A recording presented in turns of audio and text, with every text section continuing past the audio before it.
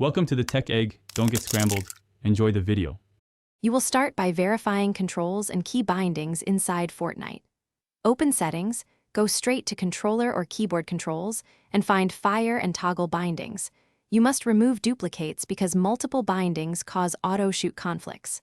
Once done, assign your primary fire to one clean input and make sure no toggle fire option is active.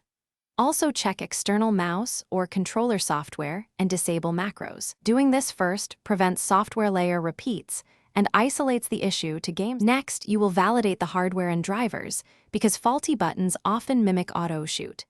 Test your mouse and controller in a simple app or the Windows Game Controller panel to watch button states.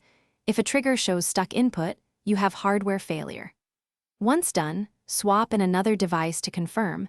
If the issue disappears, repair or replace the bad peripheral. Make sure to update or reinstall drivers and turn off overlay or macro utilities so they are not injecting repeated inputs. Finish by resetting and isolating the game configuration. If bindings and hardware were clean, reset Fortnite settings to default to remove hidden toggles. Next, close the game, back up then delete input/config files so the game rebuilds fresh settings on launch. If the problem persists, sign into another account or reinstall the game to rule out profile corruption. If nothing fixes it, one key troubleshooting tip. Run Fortnite in offline or windowed mode and test.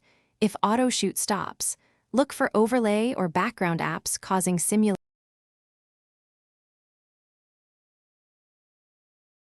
Thanks for watching. Consider subscribing if I helped unscramble your problems.